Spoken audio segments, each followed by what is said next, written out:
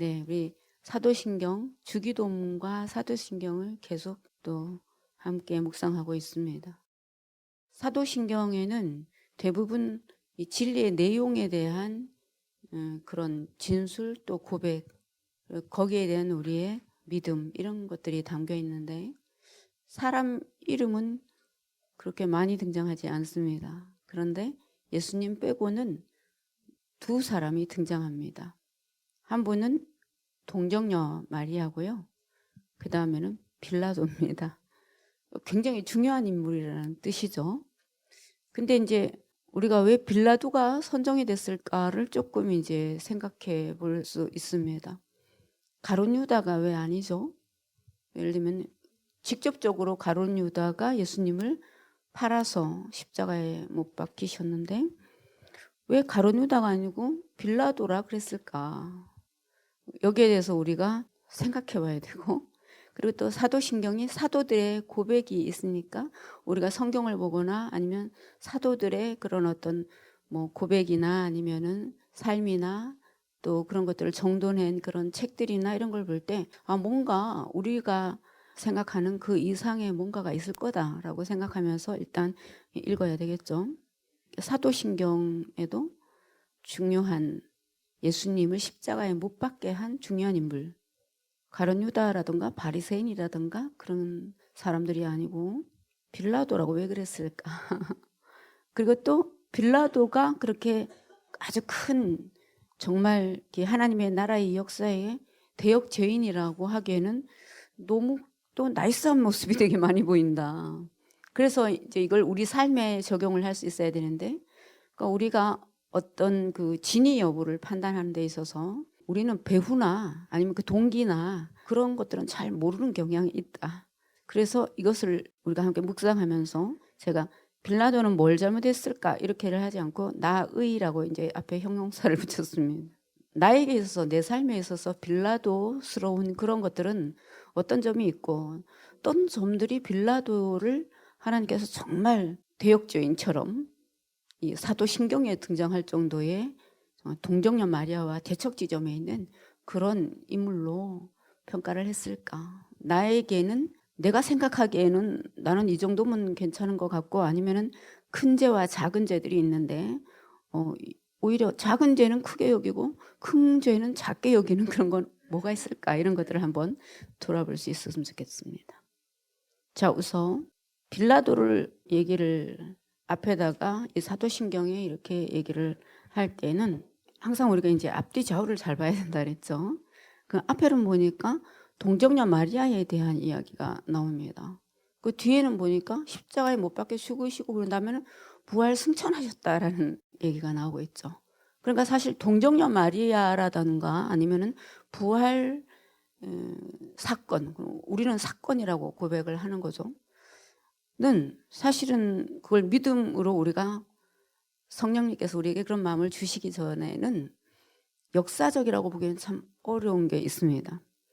그러니까는 남자하고 한 번도 혼인관계라든지 같이 잠자리를 하지 않았는데 아기를 가졌다라는 이 놀라운 이상한 초자연적인 현상의 대표적인 인물 동정녀 마리아. 그러고 나서 부활 사건인데요. 그러니까 이 두 개의 사이에 빌라도가 있다라는 것입니다. 그러니까 이 빌라도라는 인물은 굉장히 중요한 역사성을 상징하고 있습니다. 그래 이 두 가지 사건, 인물 사이에 정말 구체적이고 또 역사적 기록이 있는 그런 빌라도라는 인물이 있었다. 그 예를 들면 어디 저 시골에서 어떤 사람이 있었다 이렇게 얘기하는 것과 그 당시에 굉장히 큰 권력을 가지고 있었고 역사에도 기록된 그런 사람이 이 사건의 한가운데 있었다라는 거 굉장히 다른 이야기죠. 그러니까 우리가 신앙생활을 하는 데 있어서 이것이 구체적인 인간 역사 속에서 일어난 이야기다라는 것을 아는 것이 굉장히 중요하다. 그래서 초자연적인 기적이라든가 아니면 실상에 대한 믿음이라든가 이런 것을 고백할 때도 분명한 역사적인 그러한 터를 가지고 뿌리를 가지고 우리의 삶의 문제 속에서 적용하면서 가야 된다라는 것입니다. 빌라도에 대해서는 요세푸스라는 역사가가 기록하기도 했고 또 빌라도가 로마 황제에게 보낸 보고서 보고서를 아주 잘 냈어요. 그 기록에 기록된 것이 많은 그런 어떤 우리에게 통찰을 줍니다. 13명이 있었어요. 그러니까 로마 총독 중에 그 중에 한 사람이었는데 그 로마 식민지였던 이스라엘 총독에 임명된 사람이었다. 그리고 보통 이제 한 5, 6년 정도의 임기제로 돼 있었는데 평가를 해서 대부분은 5, 6년이면 끝나는 그런 임기였는데 이 사람은 꽤 그래도 장기간 총독으로 있었다. 그러니까 굉장히 유능했다라는 것을 알 수 있죠. 그리고 당시에 이제 로마 제국이 운영되려면은 이 식민지들을 잘 다스리는 게 굉장히 중요한 문제였습니다. 그러니까 우선은 무력이 있어야 되겠죠. 칼과 군대로 잘 진압을 잘 할 수 있었어야 되고, 그 다음에 또 그것만 갖고는 사람이 심리가 있는데 움직이는 것이 힘들죠. 그러니까 사람 마음을 잘 이렇게 구슬려가지고 말을 잘 듣게 하는 그런 능력도 있었습니다.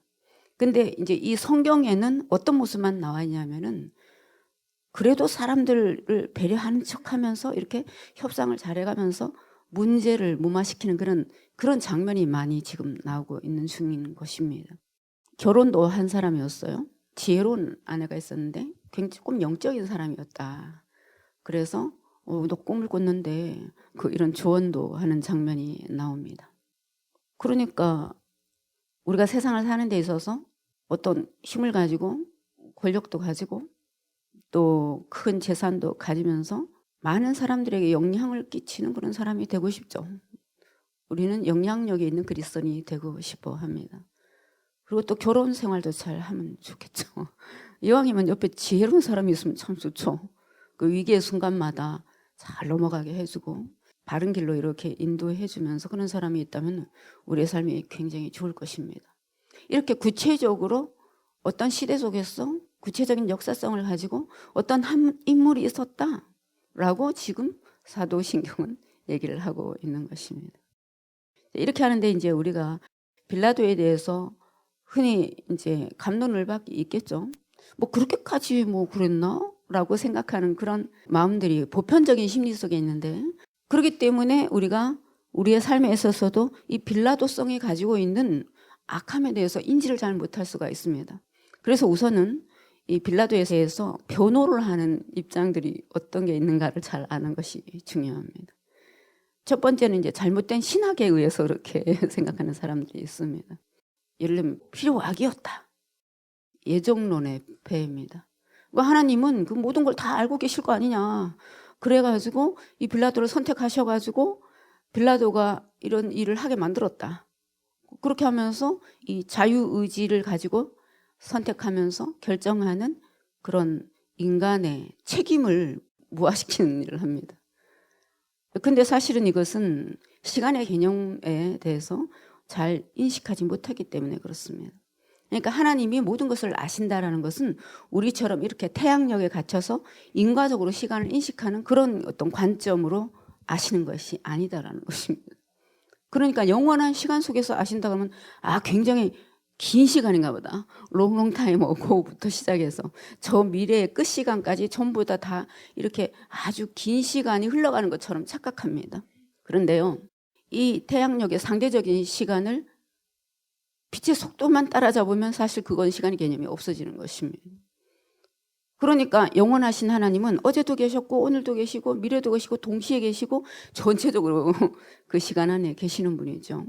그러니까 만약에 하나님이 우리를 인과적으로 아는 것처럼 생각하게 된다면은 하나님이 미리 다 알고 계셨으니까 그러니까 결과적으로 하나님이 잘못인 것처럼 이렇게 생각될 게 아니고, 하나님은 결과적으로 이 빌라도가 어떤 선택을 할 것인지 어떤 행동을 할 것인지 어떤 동기로 있었는지를 전체적으로 아는 시간의 영원성 안에 있었다라는 것입니다. 그러니까 우리가 핑계댈 것이 없는 것이죠. 하나님이 선택해서 빌라도가 그렇게 행동한 것이 아니고 어떤 행동을 할지 그 시간을 넘어선 차원에서 결과적으로 미리 아셨다, 이런 뜻입니다. 그러니까 우리가 어떤 선택을 마침내 하게 되었다라는 것을 시간의 끝에 계시는 또 앞에 계시는 하나님께서 아시게 되는데 그것이 하나님의 각본에 의한 것이 아니라는 것입니다.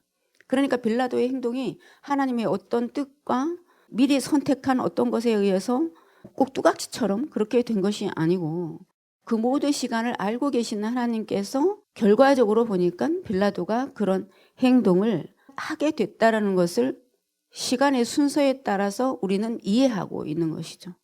그러니까 마치 하나님께서 과거에 이렇게 선택을 하셔갖고 빌라도는 거기에 맞게 너 거기 적절한 나쁜 마음이 있구나. 적절한 선택하는 기질이 있구나. 너 그렇게 해서 잘못했구나 라고 하는 그런 방식으로 사람을 뽑은 것처럼 그렇게 생각하면 안 된다라는 것입니다.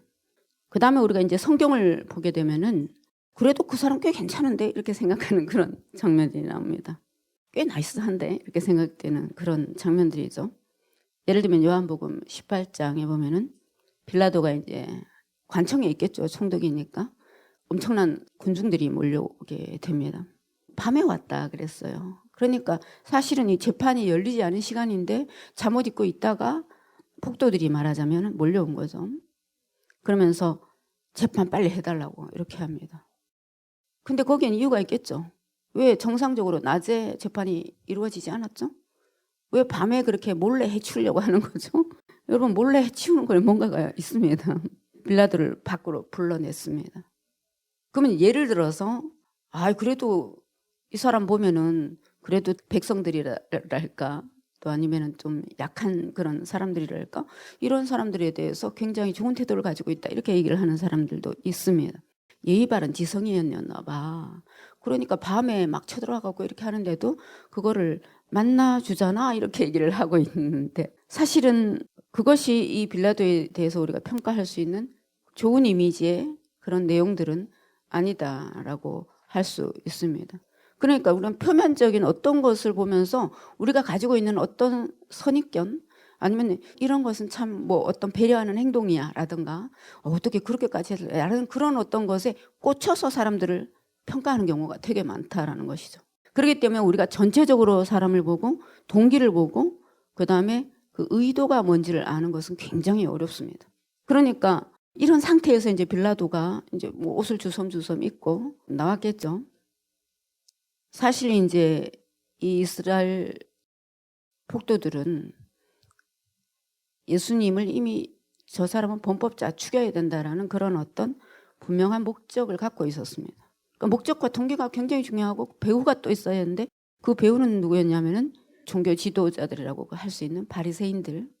그러니까 예수님을 죽여야겠다라고 분명한 생각을 가지고 있는. 그리고 거기에 이 군중들이 뭐죠? 이용당하고 있는 거죠. 그러니까 막 이렇게 우르르 몰려다니면서 생각 없이 어떤 군중의 집단적인 막 파동이 일어나는 그런 광기 속에는 뭔가 이상하다. 지금 우리가 거기에 움직일 때가 아니다라는 것을 굉장히 잘 판단할 필요가 있습니다. 그들은 의도가 약했고 이미 정해져 있었고 악한 목적이 그리고 죽일 구실이 필요했습니다. 그러니까 서로 이용하고 있는 관계예요.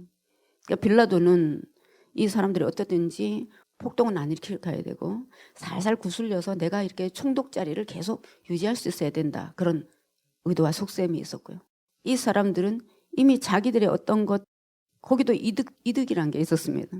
바리새인들 입장에서 저 종교 지도자들 입장에서 보면 막 인기몰이를 하고 있는 이 예수를 어떻게든지 제거할 필요가 있었거든요. 그러니까 죽이고자 하는 그런 분명한 의도와 목적을 가지고 행동을 굴싸게 하고 있는 중인 것입니다. 이런 걸 잘 알아야 돼요. 그러니까 이제 표면적으로 그럴듯하게 보이는 것을 우리는 쉽게 잘 속아 넘어가는데 안 되죠. 그러니까 그 배후의 목적, 그다음에 속에서 움직이는 동기 이런 것들을 감지할 수 있는 그런 어떤 우리 안에도 그런 진실함이 굉장히 중요한 것입니다. 서로 이용하기 위해서 그럴듯한 태도를 가지고 빌라도는 또 굉장히 나이스한 것처럼 하면서 나섰는데 사실은 빌라도는 그렇게 나이스하고 유려한 사람은 아니었습니다. 나중에 이 사람이 결국은 이제 제거되고 자기 스스로 자살을 하게 됩니다.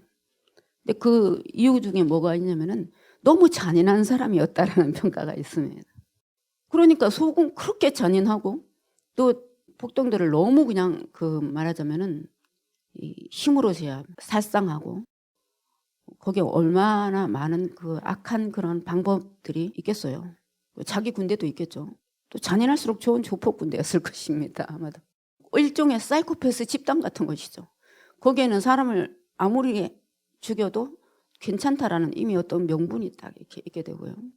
그러니까 그런 실제적으로 어떤 자기의 그런 어떤 자리 아니면은 그 제국적인 속성을 이렇게 유지시키기 위한 하수인으로서 거기서 권력을 부여받은 그 사람의 그것을 유지하기 위한 잔인함과 굉장히 그 악한 것과 이런 것들은 상관없이 당장 보이는 그것을 가지고 서로 또 이용하면서 평가를 하고 있었다라는 것입니다. 그러니까 이제 우리가 예정론의 폐해에 말려들면 안 된다 그랬는데 하나님은요 그런 사람들까지도 끝까지 기회를 주십니다. 참 지혜로운 영적 아내가 있었다 그랬죠. 이 사람이 이제 꿈을 꿨습니다. 제가 꿈꿨는데 어떤 의로운 사람이 끌려왔어요. 당신은 그 사람에 대해서 절대로 관여해서 안 됩니다. 멸문지화를 당하게 될 겁니다. 이렇게 얘기를 했습니다. 그러니까 어떤 경우가 어떤 방식으로든지 들을 만한 방식으로 그렇게 하여튼 끝까지 온다. 하나님은 어쩜 그렇게 우리를 끝까지 보게 하지 않았을까. 그러니까 우리가 그럴 수 있죠. 그 상황에서는 그럴 수밖에 없지 않나요? 우리가 먹고 살아야죠. 이렇게 이제 말을 할 수가 있는데 이런 딜레마가 있는 지점이 우리 신앙 속에서 어떤 지점인가를 아는 것이 굉장히 중요합니다. 합리화와 명분이 들어갈 수 있는 그런 지점들 말이에요. 최선을 다했다라고 생각하는 우리의 마음속에 그 가장 중요한 동기가 뭐가 있냐라는 뭘 선택하려고 이미 작정을 하고 있냐라는 것입니다. 그러니까 빌라도가 정말 진리를 위해서 그리고 자기가 맡은 일의 선한 평가, 판단, 재판 이런 걸 위해서 관심이 있었던 게 아니고 어떻게든지 내가 이 자리 지켜야 되는데 망하지 않아야 되는데 하는 그런 분명한 그 목적이 가장 중요한 그것이 왕의 자리에 있었기 때문에 생겨나는 많은 일들이 여기에서 벌어지고 있다. 그러니까 하나님께서 우리를 아니 빌라도가 괜찮은 사람 같은데 왜요? 이렇게 얘기를 할 때 정말 네 마음의 중심에 너의 가장 중요한 목적과 동기에 그리고 그 과정에 정말 하나님이 주인이시고 그것을 신뢰하면서 네가 가고자 하는 그런 마음으로 실제로 있는 거니 아니면 다른 것이 있니? 이것을 계속 추적하고 계신다라는 것이죠. 하나님은 정말 끝까지 사랑하십니다. 그러니까 어떤 심판이 일어나게 될 때 굉장히 중요한 조건이 하나가 있습니다. 이제 더 이상 어떤 얘기를 들어도 회개할 수 있는 가능성이 1도 없을 때 그거를 이제 악이 완전하게 무르익었다 그랬거든요. 열매가 선만 있는 게 아니고 악도 있네요. 그러니까 그 악의 진영이 이제는 다시는 하나님을 선택할 수 없다. 선을 선택할 수 없다. 그리고 그 선의 선택이라고 그러고는 0.1의 가능성도 없을 때 그때는 그들은 이미 인간이 아니었다라는 것입니다. 예수님께 빌라도가 네가 유대인이 왕이냐라고 묻습니다. 신성 모독죄로 끌고 왔거든요. 그러면 이제 예수님이 자기처럼 목숨을 구걸할 줄 알고 그럼 유대인이 왕이다 그러면 이제 그것 때문에 이제 죽게 생겼는데 나 아니다 그럴 줄 알았다라는 것이죠. 근데 이 얘기가 진행되는 과정에서도 빌라도는 자기가 이렇게 선처를 베풀어 주는 것은 네가 눈치껏 알아서 조금 잘 피해봐 이런 의도가 담겨 있습니다. 왜 그러냐면 내가 죽이고 살릴 수 있는 권한이 나에게 있다 이렇게 얘기하거든요. 그러니까 네가 왕이야? 그러면 네 목숨 벗어나봐. 그럼 네가 어떤 주권을 가지고 있다면 그렇겠지. 하나님이 정말 살아계시다면 너 지금 이렇게 죽게 만들지는 않겠지. 이런 뜻입니다. 오히려 내가 왕이다 이런 뜻이죠. 빌라도가 이제 자기가 원하는 답을 예수님이 안 내놓습니다. 내가 왕이다 이렇게 얘기를 하십니다. 그러니까 그 다음으로 가는데 그 뭐냐면은 그러니까 우리가 이제 이 과정을 어떤 사람들은 야 그래도 빌라도는 최선을 다했다 이렇게 얘기를 하는데 아니요. 이 사람은 지금 폭도들 앞에서 자기가 살아기도 해야 되겠지만은 아내가 말한 깨림칙함이 있습니다. 어쨌든 자기가 살려는 것에 목적이 있죠. 그러다 보니까 어떻게든지 이 책임이 그로 하여금 되게끔 해야 되는 그게 있습니다. 그러니까 예수님한테 마치 자기가 뭐 왕이나 되느냐 엄청난 권한을 목숨을 좌지우지할 만한 그런 권한을 가지고 있는 그런 어떤 사람인 양 하면서 계속 나는 기회를 주고 있다. 이런 뉘앙스로 하고 있다라는 것이죠. 아유 가증스럽죠. 다른 묘수를 떠올랐습니다. 죄인을 풀어주는 풍습이 있었는데 살인 강도죄로 바나바가 나왔습니다. 그러면 이제 그 자기 속셈이 있죠. 여러분 우리가 나름대로 그럴듯한 머리가 계속 돌아간다는 게 얼마나 기가 막힌 나쁜 일인지 모릅니다. 그럼 어떻게 해야 되죠? 그 고민을 해야죠. 그 고민을 해야죠. 이 머리 돌아가는 것보다 더 나은 어떤 하나님이 나에게 다른 방식을 알고 계실 거야. 내가 그런 마음의 동기가 있다면. 나 진실하고 신실하게 살고 싶어 한다면 정말 다른 묘수를 떠올리게 하실 거야. 이게 이 순간에 그런 게 없다는 것입니다. 그러니까 이 사람이 그 악한 총독 노릇을 하면서 생긴 굉장히 많은 술수가 있습니다.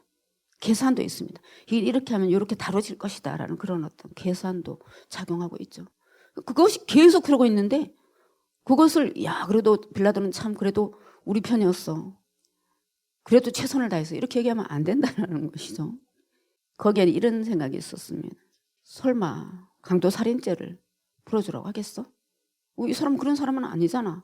뭐 설교를 하고 많은 사람들을 막 몰고 다니고 뭐 자기가 약간 좀 정신이 조금 이상한 것 같긴 해. 지가 왕이라고 아니면은 뭐 하나님의 아들이라고 하는 거 보니까 그거 빼고는 그렇다고 죽여? 이런 자기 나름대로 생각이 있는 것입니다.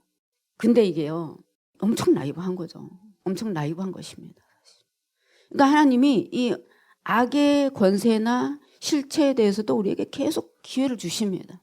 그래야 돌이키거든요. 근데 엄청 나이브합니다. 이렇게 하면 되겠지라고 생각하는 그런 게 있는데 빌라도 보고서에 이런 장면이 나옵니다. 이제 그때 그 상황들에 대해서 얘기를 하는 것이죠. 저는 화가 나서 폭동을 일으키는 군중들을 종종 봤습니다. 많이 봤겠죠. 많이 봤겠죠. 식민지 얼마나 독립운동하는 사람들이 또 많겠습니까? 거기에 가장 기저는 분노죠. 분노. 내가 옳다라는 것과 분노 같은 것입니다. 예수님을 십자가에 못 박혀 죽여라 라고 얘기하는 그만큼 격렬한 폭동과 그런 악은 본 적이 없습니다. 봤잖아요. 이 뜻입니다. 그러니까 우리가 어떤 그 사건들을 접할 때 정말 이것이 옳은 길일까 아닐까를 해야 될 때 최선을 다한다고 생각할 때 하나님께서 정말 최선이니 내가 너에게 여러 가지 많은 기회들과 계기들을 줬어. 이런 뜻입니다. 우리의 행렬은 마치 지옥에서 악마들이 다 모인 것 같았습니다. 뭔가가 이상한 거죠. 벌어지고 있는 것이죠. 근데 거기다 대고 아니야 뭐 이렇게 그 사람들 그렇게까지는 나쁘지 않아. 이렇게 하면 안 되죠. 그러니까 우리가 인간적인 것을 넘어서야 될 어떤 때가 있는데 그때는 이 악의 실체를 굉장히 분명하게 보게 하는 그런 은총의 때가 있습니다. 군중들은 걸어다니는 것처럼 보이지 않았습니다. 말하자면 우리 좀비 영화에 나오는 그런 좀비처럼 보였다는 거죠. 우리가 때로 어떨 때 눈이 갑자기 반짝 떠질 때 어떤 위기의 순간에 야 이건 진짜 그냥 사람이 선하게 생각하면서 아니면 또 좋은 의도로 사는 그런 문제가 아닌 것 같은 그런 어떤 때를 느낄 때가 있습니다. 야 이건 진짜 정도가 넘어섰는데 이상하다라는 생각. 군중들은 걸어다니는 것처럼 보이지 않았습니다. 그들은 갑자기 땅에서 불쑥불쑥 유령처럼 솟아났습니다. 총독 청사 입구부터 시온산까지 넘실거리는 파도를 따라 움직이는 소용돌이처럼 보였습니다. 아니 이때를 노리고 악마들이 얼마나 다 총출동했다는 걸까요? 얼마나 그 사람들의 무지한 군중 속에 들어가서 그 마음의 파동을 일으켰을까요? 가지가지 지옥에서 올라오는 것 같은 해괴한 소리가 그 분노의 소리에서 천지를 진동시켰습니다. 이야, 이걸 알게 하셨잖아요. 알게 하셨잖아요. 때로 우리가 어떤 그 큰 힘이나 영향력을 가지거나 또 권세를 가지거나 이런 사람들은 사실 그냥 평범하지는 않습니다, 여러분. 어떤 영적인 게 있어야지 그 정도 돼요. 그러니까 그냥 보통 사람들이 생각하는 그런 상식 수준에서 생각하면서 그런 정도의 레벨에서 일을 할 수가 없거든요. 그러니까 우리가 정말 어떤 정도의 넘어선 일을 하고 싶다면 여러분, 주님 저에게 영적 감지력을 주십시오. 그저 온 세상이 그 틀 안에서 살아간 그것을 넘어선 어떤 것을 제가 알고 느끼게 해 주십시오. 라고 해야 됩니다. 근데 기회가 두 개나 있었던 거예요. 하나는 이 악한 영의 실체에 대해서 너무 리얼하게 알게 해줬습니다. 하나님. 두 번째, 그건 자기가 느낀 거죠. 두 번째는 또 지혜로운 아내가 한 말이 있었습니다. 그런데 뭐냐면은 나이브했어요. 굉장히 중요한 이야기입니다, 여러분. 그러니까 우리는 이렇게 보이는 이 세계 현상이 단 줄 알고 그저 어떻게 내가 조금 더 잘하면 되겠지, 최선을 다해보면 되겠지, 이렇게 착각합니다. 그런데요, 보이지 않지만은 더 리얼한 어떤 실체가 있구나라고 알면서 겸손한 마음으로 이 세상을 살아가면서 기도하는 사람과 아닌 사람의 차이가 있습니다. 그러지 않을 때 우리는 언제나 속습니다, 여러분. 속습니다. 왜냐하면 보이는 것이 더 크기 때문에 그렇습니다. 자기 욕심에 속고요. 지금까지 해왔던 자기의 의지될 수 있는 왕권을 가졌다고 생각할 수 있는 그런 경험들에 속고요. 빌라도가 그랬던 것이죠. 그는 하나님을 믿기 전에 우선 매달릴 수가 없었어요. 근데 그런 기회가 있었다는 것입니다. 이 지옥의 권세를 가지고 있는 악의 실체를 보았으니까요. 그때 돌아서야죠. 주님, 이 어마어마한 이 악의 실체를 저로 하여금 보게 하셨는데 제가 어떻게 하면 좋겠습니까? 라고 정말 진지하게 돌아설 수 있는 기회가 있었다는 것입니다. 그런데 그동안 살아온 이 간암 있잖아요. 간암. 자기가 이렇게 하면 어떻게 하면 된다. 이렇게 협상해서 어떻게 살살 하면 된다. 사람들 마음은 이렇게 움직이면 된다. 그러니 무지한 군중들 뒤에서 선동하는 영적 배우들이 얼마나 무시무시한 진짜 실체인지를 분명히 알게 해주니, 여러분 이게 역사적인 로마 황제에게 보낸 보고서에 기록이 돼 있다는 건 참 기가 막힌 일이죠. 그러니까 우리가 평소에 그냥 최선을 다해야 되는 삶이 있고 때로 어떤 결정적인 또 아니면은 아주 근본적인 그런 거에는 영적인 실체들이 있다. 그래야 우리가 기도하게 됩니다, 여러분. 기도하게 됩니다. 할 수만 있으면 정말 주님, 우리의 삶에 이런 영적인 어둠의 실체들이 출몰하지 않도록 도와주시옵소서. 알아야 기도를 하죠. 교회는 지옥의 문을 닫는 권세가 있다 그랬습니다. 지옥의 문이 열렸잖아요. 열려서 지금 어마어마한 악한 영들이 막 그때 예수님을 죽이려고 출몰했다 이 뜻입니다. 그럴 때 우리가 큰 소리 치거나 아니면 자기가 지금까지 경험했던 걸로 막 밀어붙이거나 협박하거나 살살 달래는 것은 안 됩니다. 그런 수준으로 될 일이 아닌 것들이 있거든요. 근데 그것을 빌라도가 결과적으로는 기회를 줬지만은 자기 교만에 사로잡혀서 이것이 그런 영적인 문제라는 것을 눈치채지 못했습니다. 오만은 항상 두려움과 함께 옵니다, 여러분. 이상해요. 교만하면 엄청나게 당당해야 되지 않아요? 나 잘났어 이러는 것인데. 근데요, 교만한 사람들은요, 자기를 믿는 사람들이기 때문에 항상 두려움이 있습니다. 이 군중들이 두려웠어요. 폭동이 일어날까 두려웠어요. 바리새인들의 위선이 두려웠어요. 로마 황제가 두려웠어요. 그러니까 그럴 때에 자기를 신처럼 여기면서 신처럼 여기는데 알고 저는 그렇진 않아요. 저는 얼마나 부족한데 그런 뜻이 아닙니다, 여러분. 하나님 자리에 내가 있다는 뜻입니다. 내가 판단하고 내가 생각하고 내가 경험하고 했던 그것이 하나님의 뜻이나 하나님의 말씀이나 하나님의 마음보다 더 중요하다라는 것입니다. 거기에 그걸 다 이렇게 뚜껑을 열어봤더니 오만으로 인한 착각이 있고요. 그것으로 인한 두려움이 있었다는 것입니다. 그래서 가장 근본을 딱 봤더니 뭐냐면은 하나님을 믿어야 될 자리에 자기를 믿는 게 있었다라는 거죠. 그러니까 이 빌라도가 평가가 있었는데 뭐냐면은 엄청 유능했다라는 평가가 있었습니다. 그게 뭐냐면은 이스라엘을 식민지 총독으로 잘 다스리고 구슬리고 그 다음에는 폭력으로 제압하고 하는 이런 굉장히 많은 술수가 있었다는 뜻이죠. 얼마나 많은 악신들이 도왔을까요? 세상의 정력을 위해서 살려고 하면 반드시 악한 신이 돕습니다, 여러분. 돕고 버립니다. 빌라도는 결국 그것을 선택해서 자기는 이것과 상관없다고 죄 없다 하고 소리 씻었는데 가장 중요한 죄가 자기가 없다고 해서 없나요? 자기가 없다고 해서 없냐고요. 어떤 사람은 또 이렇게 얘기를 합니다. 빌라도가 그걸 어떻게 그래도 그런 감은 좀 느꼈겠지만 어떻게 알 수 있겠어요. 빌라도의 상황을 보세요. 이렇게 얘기합니다.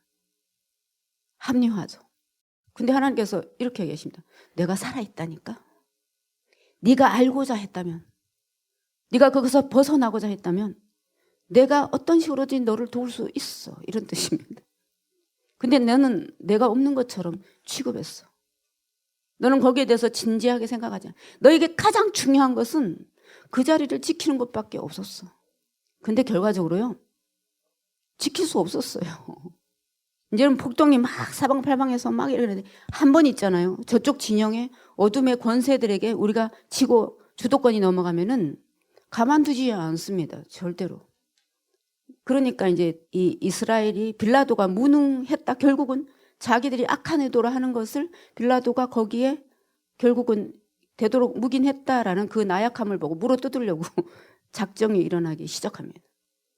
더 큰 폭동이 일어났고 그 다음에는 이제 빌라도가 아니 그때 이제 폭도들을 제압하기 위해서 많은 살육을 저질렀습니다. 그 정도로 잔인하고 냉정한 사람이거든요. 이때 왜 안 그래요? 제 말은. 그러니까 사람을 죽여야 된다 이런 게 아니라 그 정도의 강단을 이때 왜 안 했을까요? 무슨 영적인 문제가 있죠. 이때는 왜 그렇게 빌라도가 두려워했을까요? 그는 진리대로 살면 아니면은 정말 우리들을 사랑하시면서 온 세상을 이롭게 하시려고 선하게 하시려고 하는 그 하나님을 신뢰하면서 그렇게 살면은 하늘이 돕는다라는 그런 가장 기본적인 믿음이 없었던 것이죠. 예수님께서 우리에게 보라 내가 세상을 이겼다. 이겼다. 두려워하지 마라. 두려운 순간마다 내가 너와 함께 할 거다. 근데 이 빌라도가 있잖아요. 그 두려움과 자기 스스로 이렇게 막 복잡하게 문제를 꼬면서 겉으로는 그럴듯한 것처럼 하면서 결과적으로는 예수님이 십자가에 못 박혔는데 나중에 로마 황제가 여기에 대해서 책임을 물으면서 뭐라고 얘기했냐면 그때 왜 나한테 보고를 안 했니? 이런 얘기를 합니다. 이상하잖아요. 그러니까 우리가 정말 하나님을 신뢰하면서 우리가 이 문제를 돌파해보고 내 뜻, 내 욕심, 내 탐심 이런 걸로 내 머리로 움직이는 게 아니라 정말 하나님의 방식대로 그분의 뜻대로 한번 해보겠다라고 생각을 하면은 길이 굉장히 많다는 것입니다. 그러니까 이 빌라도의 상황을 보면서 우리가 그걸 나의 상황에다 오버랩을 하면서 아유 그 사람 상황이 최선을 다했잖아요. 안 그럴 수가 있나요? 여러분 안 그럴 수 있다는 것입니다. 그건 행동 이전의 문제입니다. 우리가 여기에서 빌라도가 어떻게 했었어야 된다라고 말하지 마세요. 우리 알 수 없는 것입니다. 빌라도가 만약에 그런 마음을 가졌다면 그 자리, 그 상황, 그 권력, 그 위치가 다르게 쓸 수도 있었습니다. 에스더가 그랬습니다. 네가 그 자리에 있는 것이 내가 너에게 준 권세가 내가 너에게 준 영향력이 내가 너에게 준 관계성이 지금 이때를 위한 것인지 어떻게 알겠니? 가장 결정적인 순간에 빌라도는 물론 그동안 쌓인 게 있어야죠. 쌓인 게 전부 다 그런 것이니까 열매를 그렇게 맺게 됐습니다. 빌라도는 시간을 계속 끌면서 이것을 자기 책임으로 안 만들기 위해서 계속 그럴듯한 배려 있는 척하면서 얘기를 진행하고 있습니다. 왕이니 그렇대요. 얼마나 당당한지 여러분 얼마나 당당한지. 교만한 사람들은 당당하지 않습니다. 여러분. 이상해요. 정말 하나님 앞에서 겸손한 사람들만 당당합니다. 이 광기와 살기 앞에서 예수님은 그냥 그 엄청난 기쁨과 심오함으로 당당하게 있습니다. 내가 그렇다. 이게 나에게 죽음을 줄지도 모른다. 그러나 그 죽음에서 부활케 하시는 승리케 하시는 하나님이 계시다라는 그것 때문에 이렇게 할 수 있다는 거죠. 내 운명이 세상 권세에 달려있지 않다라는 것입니다. 여러분도 그러시나요? 나의 운명이 세상에 달려있지 않다. 내 목숨이 세상에 달리는 게 아니다. 세상 권세보다 훨씬 크다 아니다 정도를 넘어서 그 힘의 권세 자체 근원이 하나님께로부터 있다. 나는 그것을 믿는다. 때로 위기의 순간에, 때로 우리의 목숨이 달린 것 같은 순간에, 때로 자리가 없어질 것 같은 순간에, 때로 위기의 순간에 그럴 때 이 차이가 하나님께서 옳다. 아니 너는 잘못했다. 이렇게 평가하시는 굉장히 중요한 차이다라는 것입니다. 빌라도는 허세를 부리면서 마치 살리고 죽이는 권한이 자기에게 있다고 얘기를 합니다. 아니 도대체 얼마나 쌓아온 허세가 이 결정적인 순간에 그 어마어마한 그런 영적인 감각을 느꼈을 때 아내가 무릎을 꿇고 사정을 할 때 그럼에도 불구하고 그동안 쌓아온 게 얼마나 허세였으면 이 중요한 순간에도 허세가 열매를 맺냐고요, 여러분. 우리는 어떤 결정적인 순간에 뭔가 굉장히 중요한 일이 전복이 되고 전환이 돼야 됩니다. 그런데 참 어려운 것은요. 결정적인 순간에는 언제나 우리가 그동안 쌓아왔던 것이 열매를 맺습니다. 그 순간만 잘할 수가 없어요. 왜? 가장 결정적인 가장 큰 그런 전환점, 그런 기회의 순간에는 쌓인 것이 임계점을 맞기 때문에 그렇습니다. 그러니까 평소에 계속 쌓아야죠. 계속 하나님께 질문해야죠. 계속 정말 하나님의 살아계심을 믿으면서 내가 지금 이 순간 이 자리에서 뭐를 해야 될 건가를 빌라도가 될 거냐 아니를 결정해야죠. 그는 예수님이 유대인이 왕인지 아닌지 진리가 뭐냐고 묻는데 대답도 듣지도 않습니다. 관심이 없었거든요. 그럴듯하게 보이려고 그냥 표면적인 그런 것인 것뿐입니다. 그런 사실과 진리에 관심이 없었습니다. 드러났어요. 평소에 사실과 진리에 관심이 있으십니까, 여러분? 중요하죠. 그는 자기가 지금 누리고 있는 그 권력의 문제, 그것에만 관심이 있었어요. 그랬기 때문에 군중의 시선이 무서웠습니다. 폭동이 일어나면은 자기가 로마 황제에게 목이 잘리니까 그게 무서웠습니다. 그 두려움을 타고 여러분 그러면 상황이 돕습니다. 이상하다니까요. 우리의 의지와 우리의 지향성을 가지고 그 방식대로 돕는 신이 따로 있습니다. 우상도 돕고 악신도 돕습니다. 관계와 상황이 그렇게 계속 점점 그렇게 돼요. 그러면 우리는 핑계거리가 계속 생깁니다. 아유 이런 상황에서 제가 어떻게 하겠어요. 자기가 계속 그렇게 만들어 가는 것입니다. 빌라도는 예수님께 네가 뭘 했냐고 묻는데 나는 진리를 증거한다. 그래서 내가 왕이다. 새 상황의 조건과 너무 다르지 않아요? 이 진리는 많은 사람들을 이롭게 하고 온 인류를 살리는 진리입니다. 진리는 살아계신 하나님의 아들에 관한 일입니다. 그가 와서 이 세상에 한 일을, 이 세상을 살리는 일, 그리고 우리들을 통해서 예수 그리스도의 영인 성령을 통해서 진리를 선포하고 전하는 일. 많은 사람들이 살게 하는 그런 진리에 대한 그런 일을 내가 전하고 한다. 그런데 세속의 왕권은 기본이 진리에 있지 않습니다. 빌라도는 이 일에 잘못됐다는 것을 어렴풋이 알고 있었습니다. 중요한 것은 알고 있었다는 것이 여러 가지 흔적 속에 역사적 보고서에 성서의 기록에 나와 있는데 그럼에도 불구하고 그런 것을 선택했다라는 것입니다. 이거구나. 여러분 우리가 진리를 많이 들어서 알고 있는데 그런 것을 선택하지 않는다면은 그러면은 이상한 기운들이 돕습니다. 그는 자기의 탐욕과 현실의 문제 그리고 지금까지 살아온 어떤 방식의 편한 방식을 선택했습니다. 결과는 비참한 것이었어요. 아내의 말대로 됐습니다. 자기가 자살을 했고 멸문장 당했고 책임을 묻기도 전에 두려워서 자기가 먼저 자살을 해서 또 정말 직면한다는 것이 얼마나 참 위대한 그런 담력인지요. 빌라도는 예수님을 실제로 눈앞에서 본 사람이었습니다. 유일한 총독이었습니다. 야 어마어마한 일이네요. 이것이 어떤 기회인지를 알 수가 없었습니다. 눈이 가려워져 있습니다. 여러분 우리가 어떤 선택을 할 때 또 아니면 정말 하나님의 그 뜻이 하나님의 마음이 우리의 삶 속에서 일어나기를 간절히 바랄 때 길은 얼마든지 있습니다. 왜 그럼 빌라도에게 다른 길이 없었을까요? 선택하지 않았습니다. 그 다른 길에 대해서 우리는 그럼 이랬어야 말할 수 없습니다. 왜? 그가 그런 의도를 갖고 정말 하나님께 기도하면서 선택하지 않았기 때문에. 어쩌면 그에게는 너무나 많은 방법들이 있었습니다. 우리에게도 정말 제대로 살고자 하면 많은 방법들이 있습니다. 실제로. 왜 그게 안 보일까요? 늘 쓰던 방식을 쓰니까요. 그의 결말은 아주 비참한 것이었는데 왜냐하면 그에게는 아까 찬양에서 마당 가사처럼 거룩하게 살아갈 힘과 두려움 없는 믿음이 없었기 때문에 그랬죠. 그러니까 매일매일 우리가 이렇게 거룩하게 살아갈 힘이 있다는 거, 위기의 순간마다 다시 일어나서 정말 하나님의 영광과 가장 복된 결말을 맞이할 수 있다는 그런 믿음이 있다는 거, 그리고 두려움이 없다는 거, 교만할 필요가 없다는 거, 있는 그대로면 된다라는 거 얼마나 큰 복인지 모릅니다. 그래서 사도들은 빌라도에게 죄 있다라고 도장을 찍었습니다. 우리의 삶에 아주 다양한 방식으로 우리가 주인 삼은 많은 것들이 있습니다. 근데 우리가 어떤 것을 이 진리를 알려고 하면은 열매를 보고 판단해야 됩니다. 아니면 알 수가 없습니다. 그냥 겉보기 행동만 가지고는 알 수가 없습니다. 내가 주인으로 삼고 있는 이것이 나에게 거룩하게 살아갈 힘을 주나?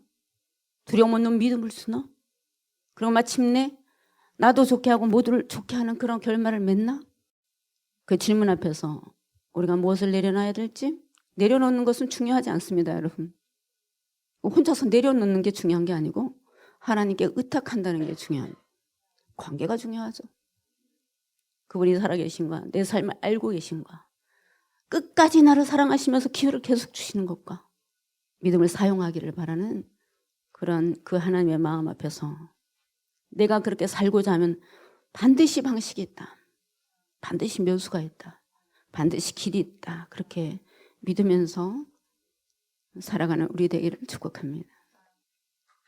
때로 우리 삶에 거친 풍랑이 오고 나는 그럴 수밖에 없어, 너라도 그랬을 거야, 예수님도 그랬을 걸, 그렇게 아무렇게나 생각하지 말고 내가 진실로 그런 마음이 있다면, 내가 기도의 자리에 간다면 지금까지 나타나지 않았던 묘수가 하나님께서 가지고 계신 그 묘수가 드러나게 될 거다.